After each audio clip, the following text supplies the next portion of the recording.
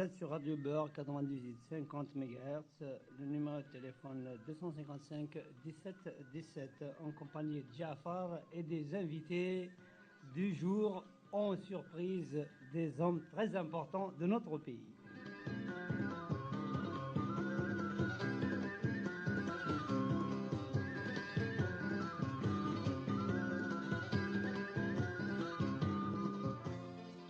Ce soir, nous avons avec nous Monsieur Kateb Yassine, écrivain et homme de théâtre.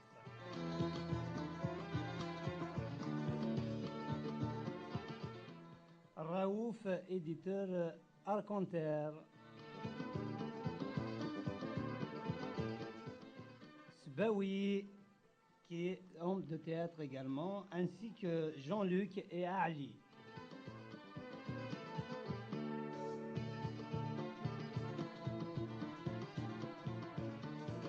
Avec la participation de Maurice.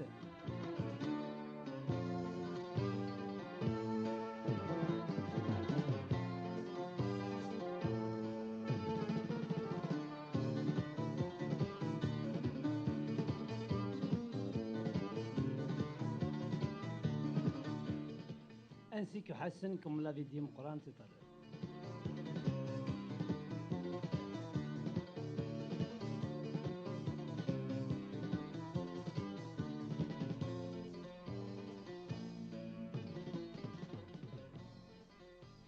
Yassine, vous êtes le bienvenu sur Radio Beurre. Ainsi que vous êtes le bienvenu parmi nous, les Beurs, si vous voulez. Bonsoir. Pas les Beurs, les barbares.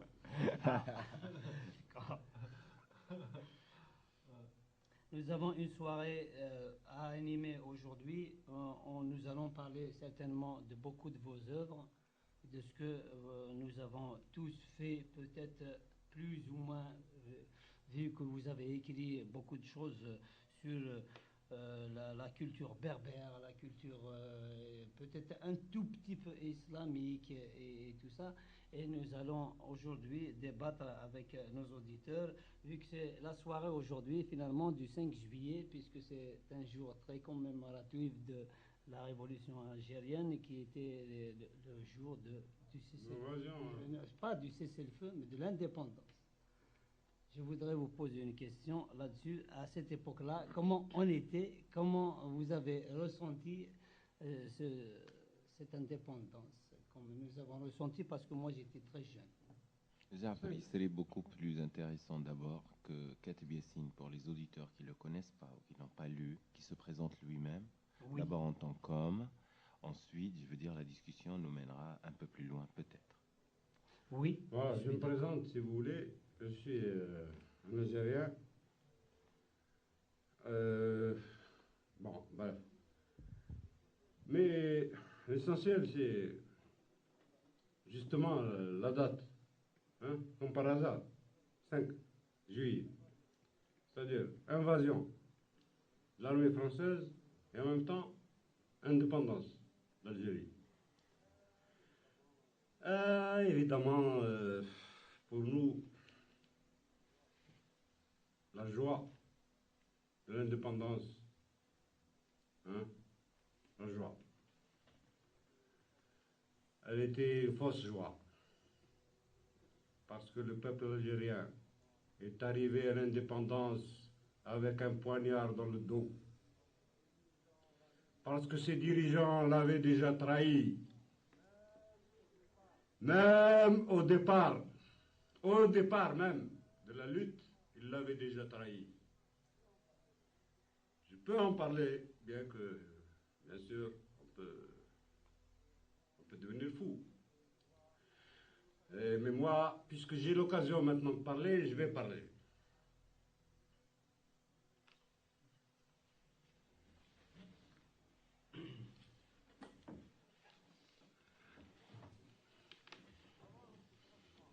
Avant le déclenchement de l'insurrection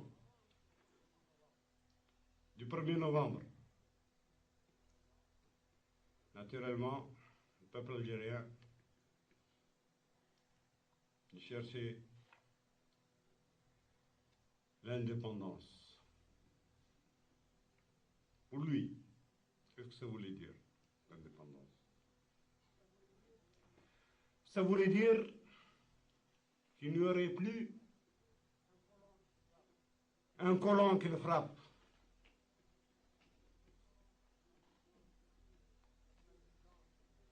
un adjudant qui le torture,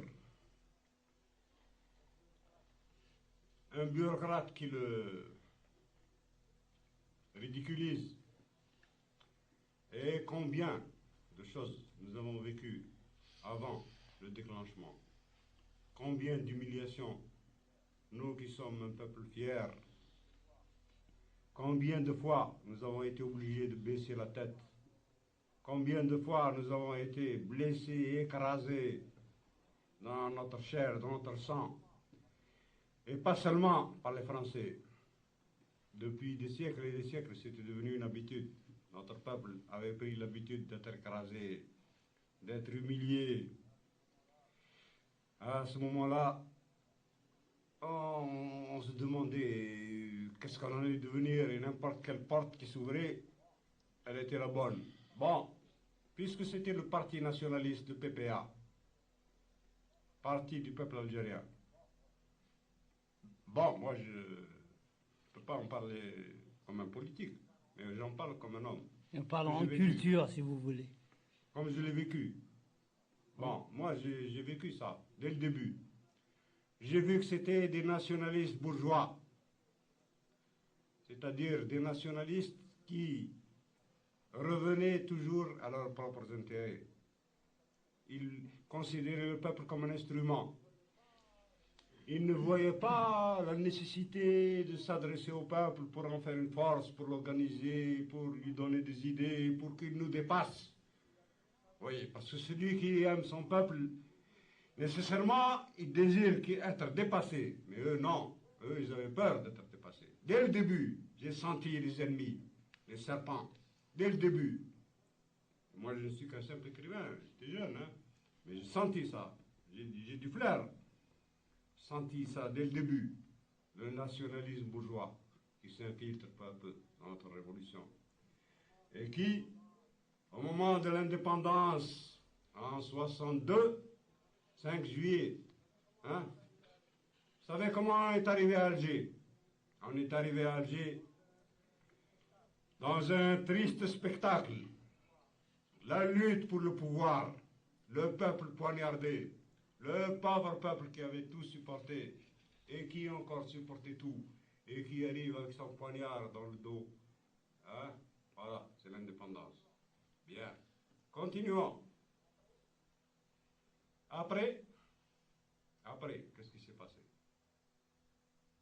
Il s'est passé que les bourgeois, les nationalistes bourgeois qui avaient pris le pouvoir, je les ai vus prendre le pouvoir, moi, quand j'étais jeune, je comprenais très bien. D'ailleurs, quand la révolution a éclaté en 1954, je comprenais très bien qu'on allait vers un régime militaire. C'est clair? Oui, d'accord. Ceux qui ont pris le fusil, et s'ils restent dans la ligne du peuple, oui, mais attention, eux, ils ne voyaient pas le peuple. Eux, ils voyaient. Ils croyaient que la lutte pour l'indépendance, ça serait seulement une embuscade, un débat à l'ONU, le drapeau, hop, et puis c'est tout. Hein? Puis après, entre bourgeois, facile de s'entendre. Comme en Tunisie au Maroc. Eux, ils croyaient que ça allait être facile. Mais l'ennemi était puissant. Et c'est l'ennemi qui nous a renforcés, sans le savoir. Parce qu'il y avait l'Algérie française, l'OAS, un tas de choses. Alors à partir de ce moment-là, nos nationalistes bourgeois se sont adressés au peuple. Ils ont commencé à, oui, on a besoin de galettes. Hein? Allez, Fatma, donne la galette. Hein? Ils ont toujours vu le peuple comme un instrument. Mais plus il devenait dur, et plus ils avaient besoin du peuple. Non seulement du peuple, mais des pays sur le plan international. Qui nous soutenait en ce temps-là, sinon les pays socialistes? Hein? C'est comme ça qu'on est arrivé au socialisme. À reculons et à contre-cœur. Les nationalistes bourgeois Ils sont venus avec un programme socialiste dans l'idée de le détruire et de le discréditer. Et c'est ce qu'ils ont fait. Le peuple algérien, avec ce qu'il pouvait, il a fait ce qu'il pouvait. En tout cas, les décrets de mars, 63. Oui. Quand les colons étaient partis, le peuple algérien, les ouvriers, les malheureux, ils ont pris les terres de colons et puis ils ont dit, ça va, on peut faire marcher ça nous aussi. Nous allons faire une petite coupure là-dessus en mettant un petit disque. Ensuite, nous allons continuer, si vous permettez. Bien sûr, bien sûr.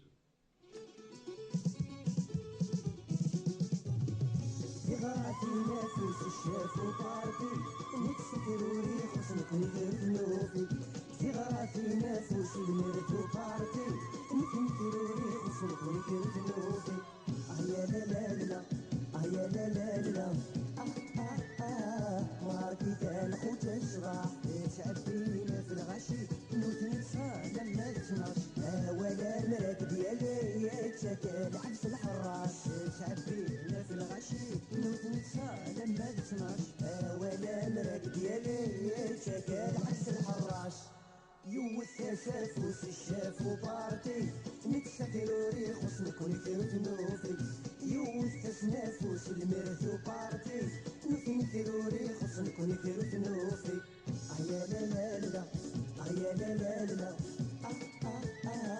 ماركي تلقي لي فوطي يدي فغور شرطي في الدار يفرداني تريسيتي فاق الدران صغار المرد الشاف وبارتي يدي فغور شرطي في الدار يفرداني تريسيتي فاق الدران صغار المرد الشاف وبارتي يوث سافوس الشاف وبارتي نتسكروري خصنك ونكرو تنوفي يوث سنافوس المرث وبارتي نكروري خصنك ونكرو تنوفي يا لا لا لا يا لا لا لا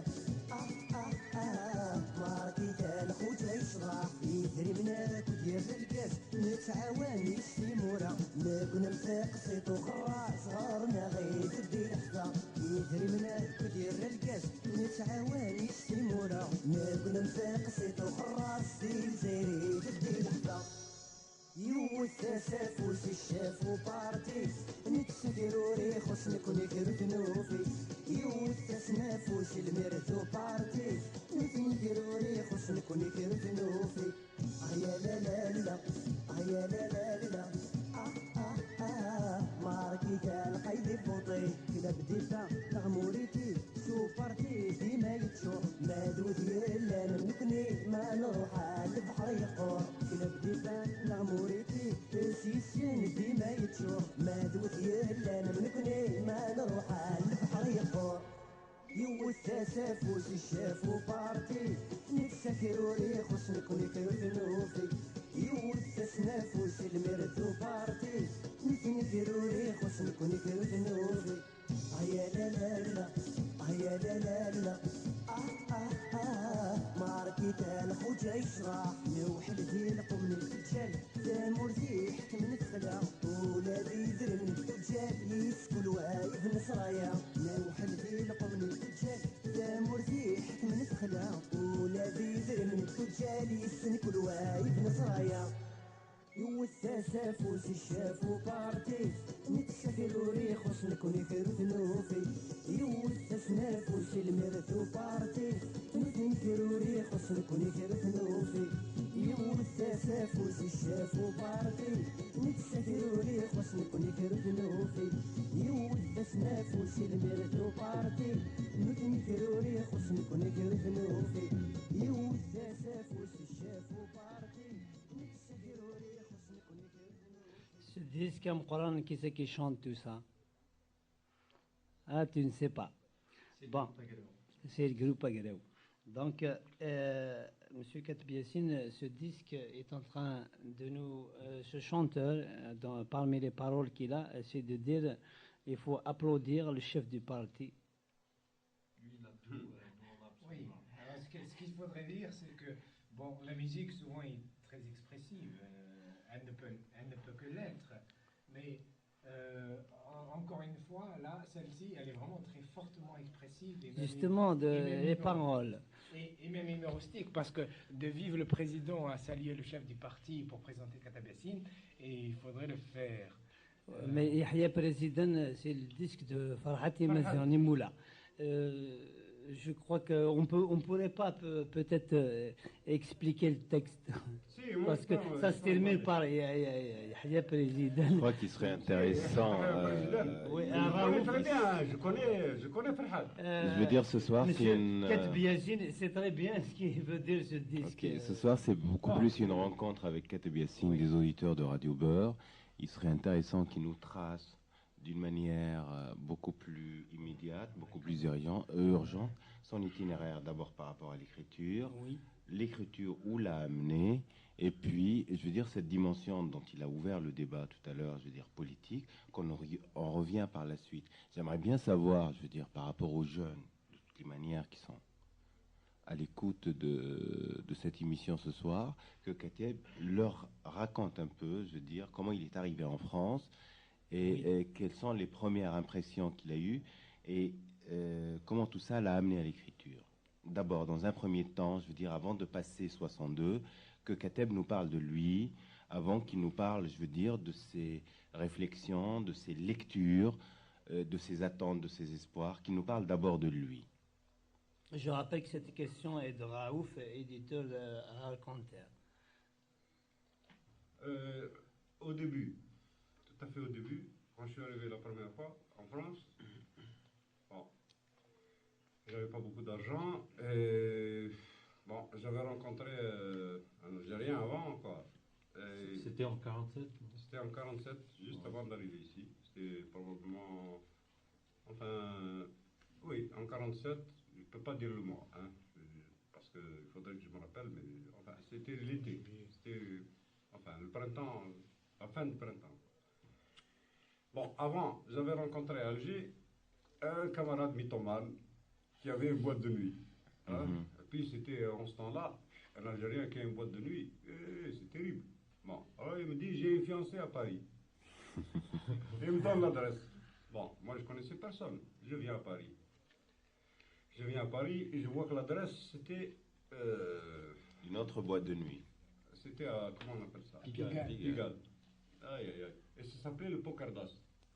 Bon, je vais à 6h de l'après-midi, on me dit, elle n'est pas là.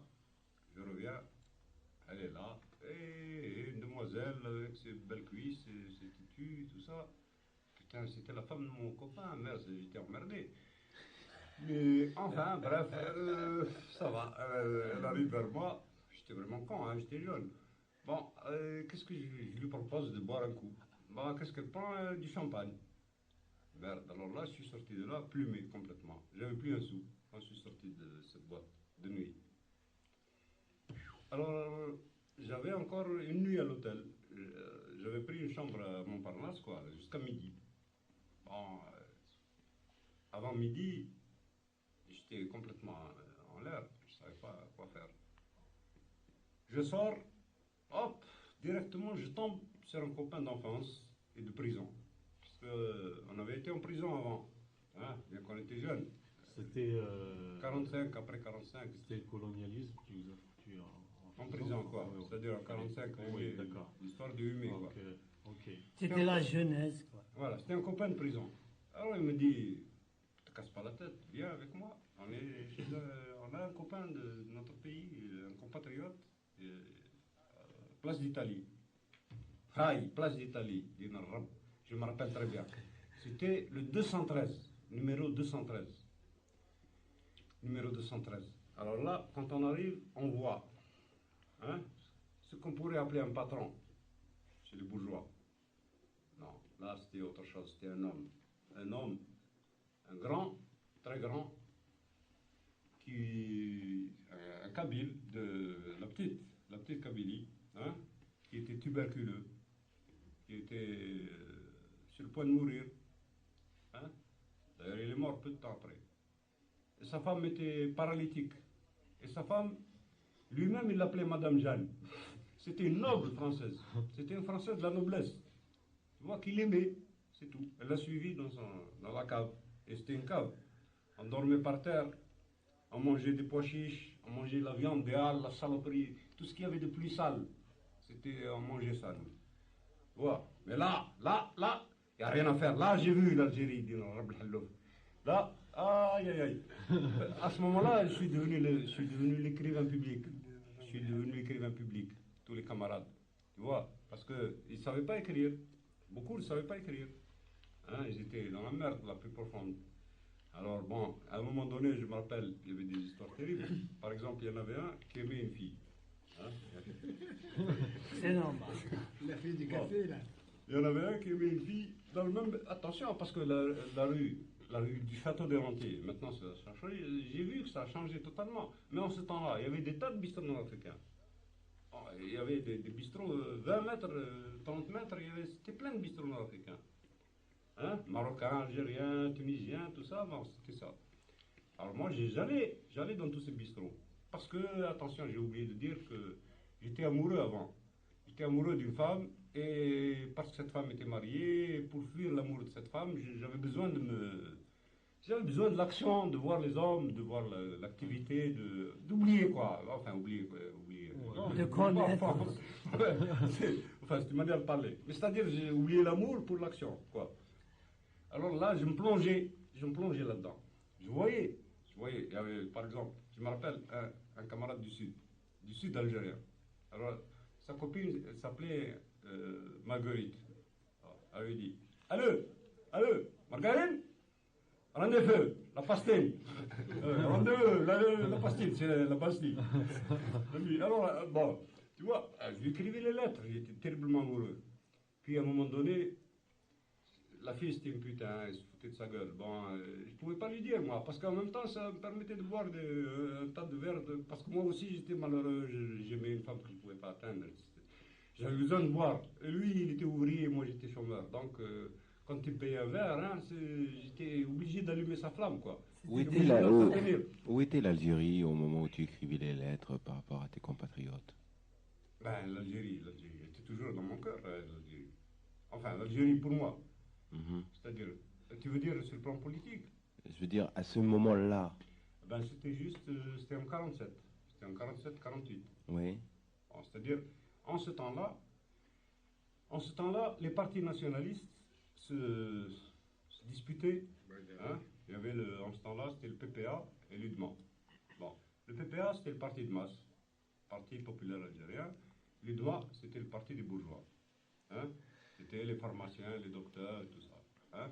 Et ceux-là, ils étaient pour l'Union française. C'était des gens qui déjà rêvaient de se fédérer à la France, une position bâtarde.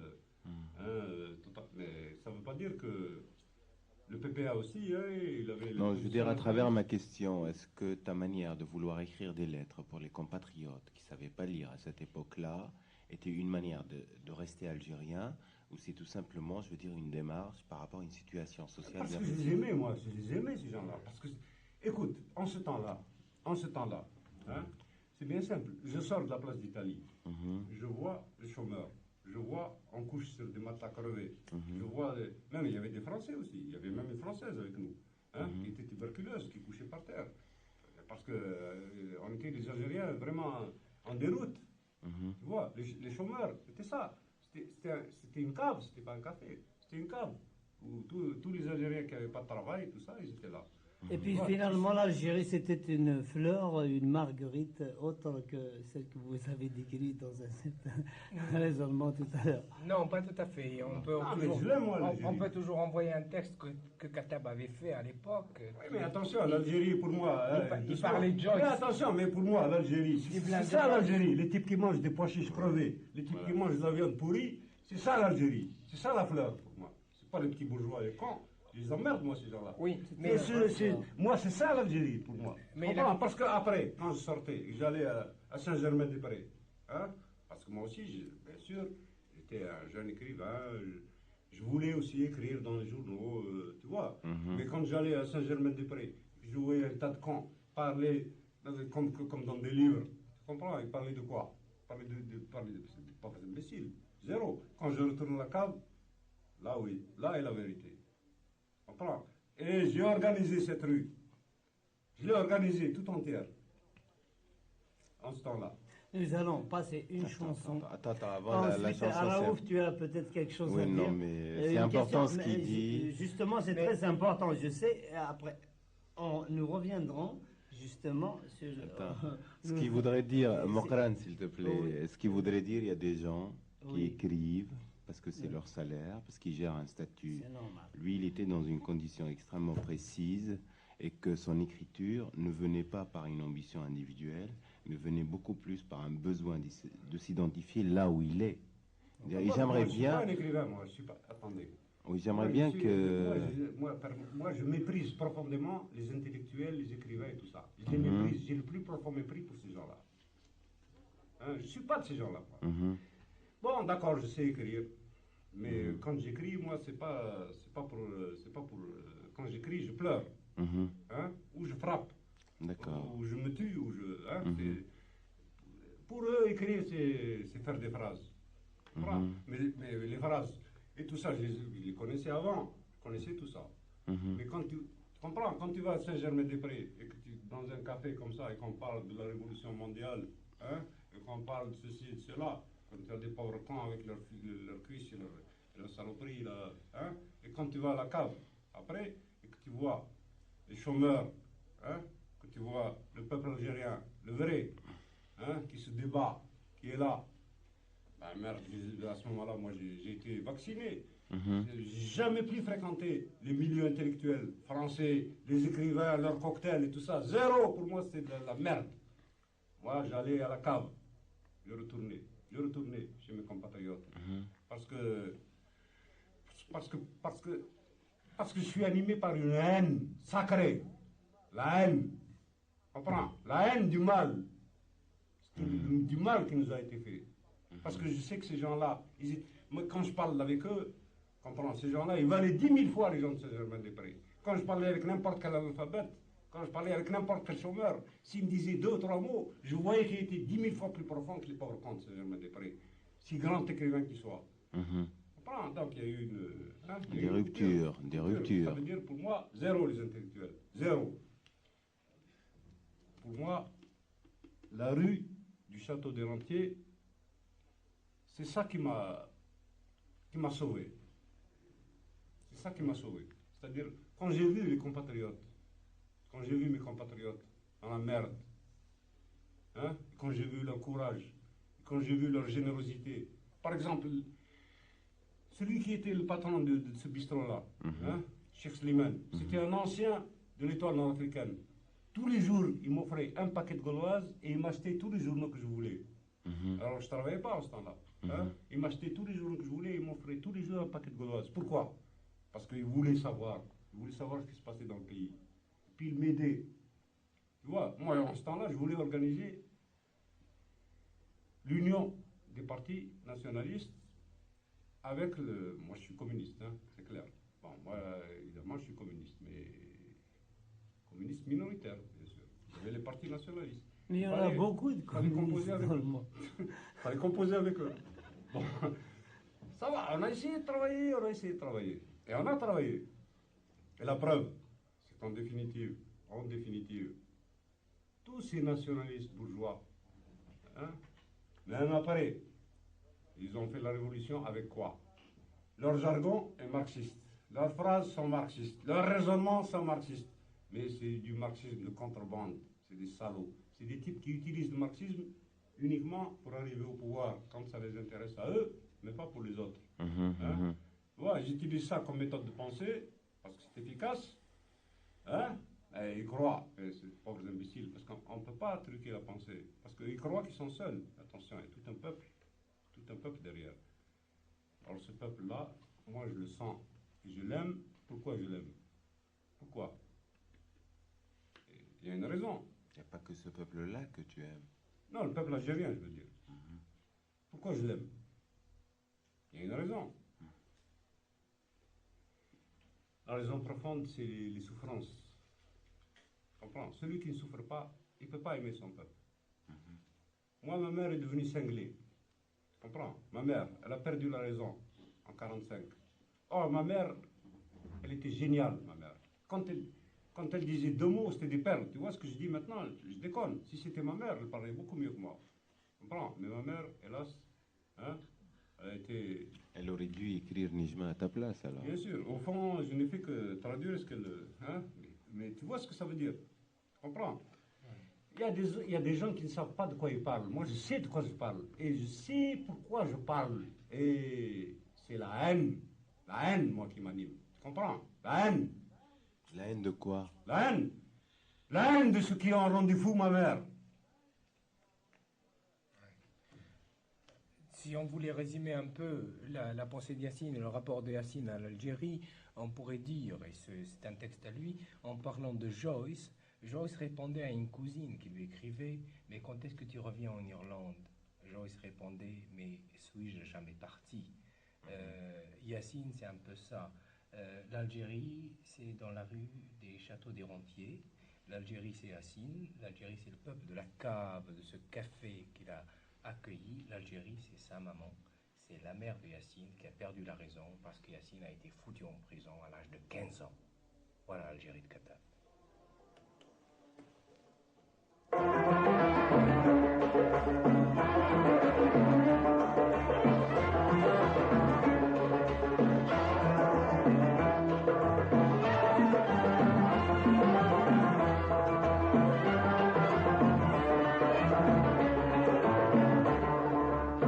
ظهر دوقور يثبات يثري يفجج يسنور يفكد في زيري يضوي في مراد البحور يزور راكد الصحاري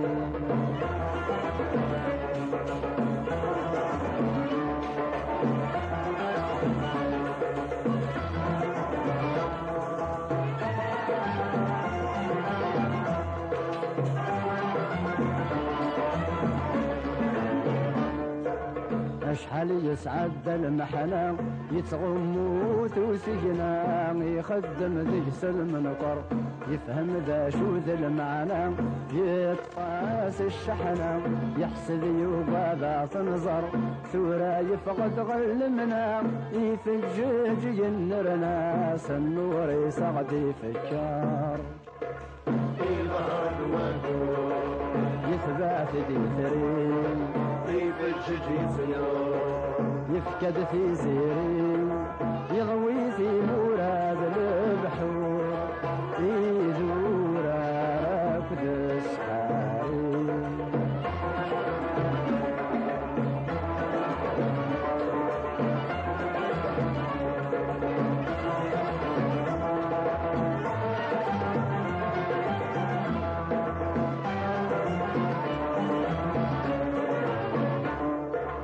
أشحال ورد ظهيري غاب سرون يكفل الأحباب تحزن ولاد الهوى يسعد الشتوى في صعاب بيجني ينقلب الرعود البراق ذا الهوى أرميني قروى لا ثاب إيدي يفغار صواب يجو عالم زكي ضواب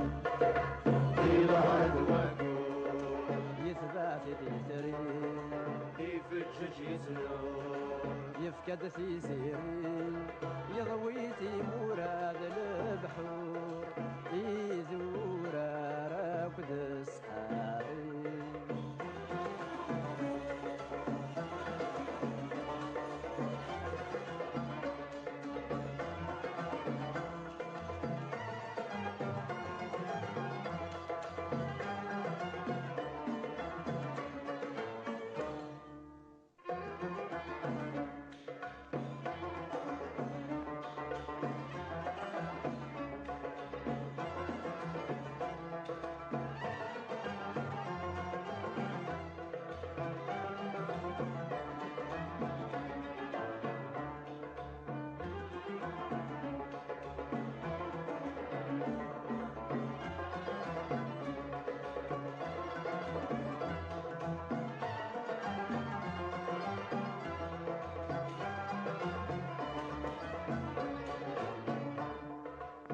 رقمنا ستورة والسن ذيك نوان صفان في ظهرنا اعتفاثيس دورنا سمرة يثران سلقيس يزران فرحنا مزون ذراويس قبل انت تغفي ذيسان التفاتي يسدرنا نك خدم الله ذي الشانيس في ظهر دواكور يثبات ذي ثري يفجد يتنور يفكد في زيري يضوي في مراد البحور يذور راكد سحاري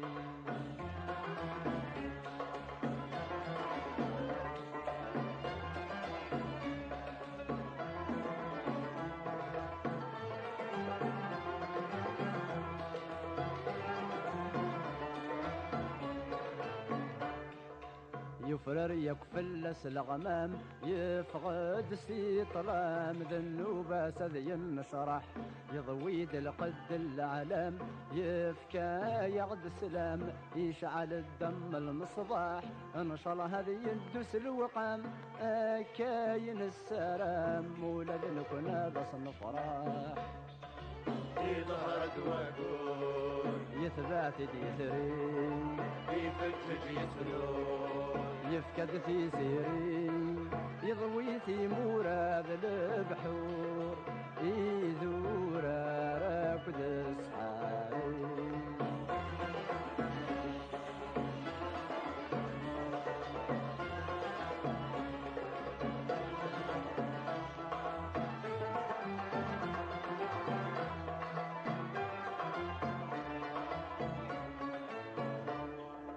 يظهر دوقور يثبات ديثري يفجج يتنور يفكد في زيري يضوي في مراد البحور يذور راكد سحاري. Merci Slimane Azem, merci Katb Yassine d'être venu pour cette soirée unifiée surtout. Et justement, M. Katb Yassine, cette chanson, vous savez que c'est Slimane Azem. Oui. Il parle Idhar Douagour, Ithbati Dithrir, c'est le croissant avec l'étoile. Donc, Nijma. Voilà. Vous avez écrit quelque chose sur Nijma. Est-ce qu'il y a un rapport? Qu'est-ce que vous en pensez? Cette chanson Idhar Douagour, c'est exactement le drapeau de la République algérienne. En ce qui concerne votre livre Nijma, je pense qu'il y a peut-être certainement un rapport. Pourrez-vous nous... D'abord, je tiens à dire que Slimane Azem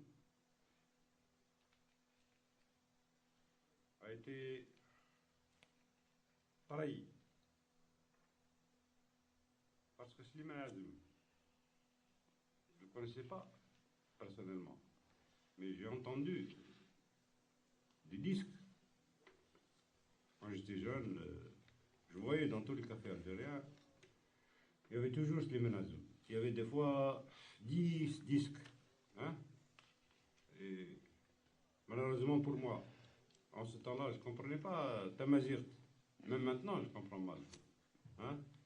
Mais quand je voyais que dans des cafés, des bistrots africains, je voyais que quand il y avait un disque de Slimane Azem, les paroles, je voyais que les Algériens, ils écoutaient. Hein? J'essayais moi aussi de comprendre.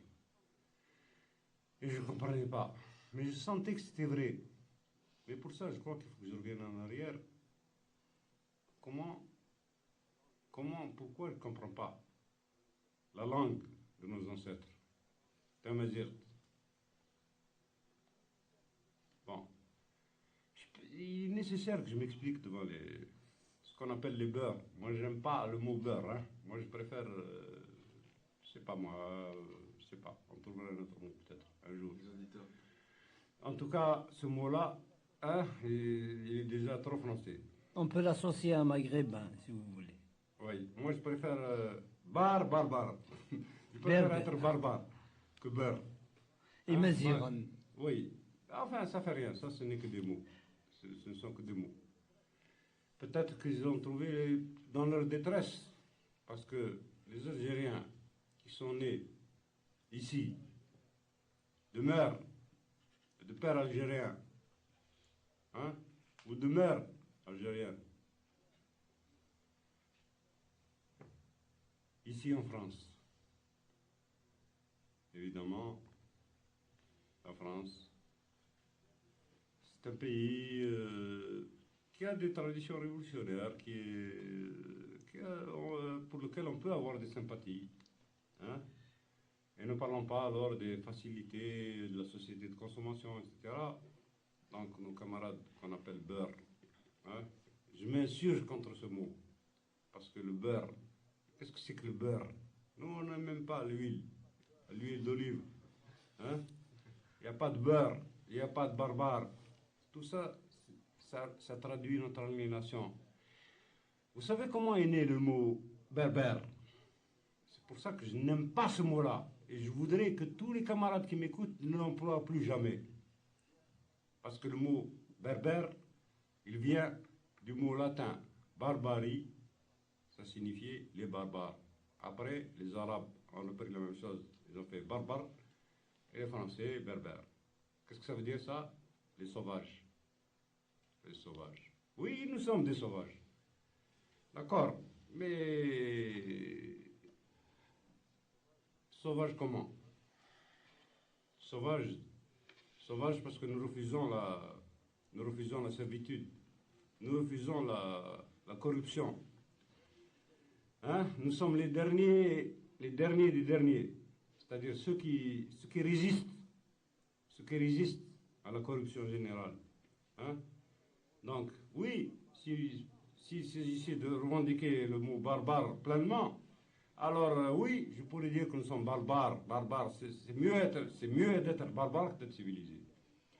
D'ailleurs, Semaya Katib, ça me rappelle quelque chose, une parole de quelqu'un qui avait dit une fois, vous êtes dehors la loi.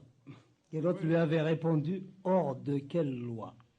justement, alors par conséquent, le mot barbare, ce sont des termes étrangers. À un moment donné, tu as écrit quelque chose d'assez important. Tu avais dit que C'est le la Maghreb, c'est l'ogresse des civilisations. Il t'avait parlé des 4 parents, ou des 4 Mais pères. attends, je fais que commencer là. Je veux que tu Parce que reviennes quand ils disent berbère, quand ils disent barbare, hein, parce que ça c'est les envahisseurs étrangers, D'accord. y compris les Arabes. Y compris les Arabes. Et quels Arabes? Quels Arabes? Hein? Alors là maintenant, il faut serrer les pantalons. On va voir si on est des hommes ou non. Nous avons été envahis militairement au nom d'une religion, hein, dont nous voyons maintenant les effets. Nous avons été envahis au nom de l'islam et au nom de l'arabisme, la langue arabe. Hein? Et maintenant, ça devient l'ennemi numéro 1. Parce que les Français, après tout, ne sont restés qu'un siècle et quelques. Hein? Quant à ce qu'on appelle la présence arabe, qu'est-ce qu'elle a signifié? Pendant 13 siècles, ça a signifié l'écrasement systématique de ce que nous étions et de ce que nous sommes, c'est-à-dire de notre langue, tamazight. Parce que quand on a diffusé l'arabe, on a en même temps étouffé tamazight. Oui ou non?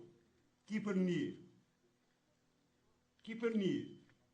Si bien que nous sommes arrivés maintenant à une situation bâtarde, où les Algériens sont de faux patriotes, parce qu'ils s'accrochent. Avant, ils s'étaient accrochés à l'Algérie française, maintenant ils s'accrochent à l'Algérie arabo-musulmane. Et alors, il n'y a pas d'Algérie tout court.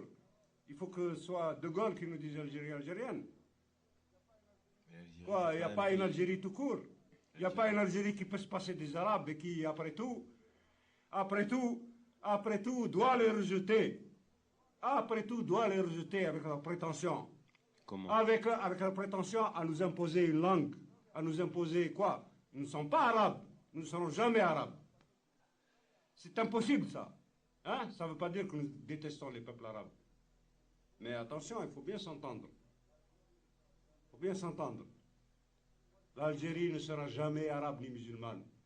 Moi, je ne suis pas arabe et je ne suis pas musulman. Et je le proclame fièrement. C'est tout. C'est-à-dire, Voilà, nous ne c'est sommes notre pas problème. dans une question de religion, mais en ce qui concerne la personnalité de Gaulle, il avait dit, je vous ai compris, je crois qu'il n'avait rien compris. Oui, lui au moins, il a dit Algérie algérienne. Et il a dit Algérie algérienne. Quand il a dit Algérie algérienne, c'était après nous avoir durement matraqués. Oui, Après les opérations. tu as quelque chose à dire peut-être Oui, mais quand même, Katab, là, quand il parlait de tout ça, il ne faisait que répondre à ce que c'était Nejma pour lui. Parce Oui. que quand il disait Nejma, bon, c'est l'étoile à 4... à 5. Non, pour Yassine, c'était à 4. C'est Ah ouais. les pères, enfin, ce qu'ils considéraient comme étant les pères plausibles et hypothétiques de la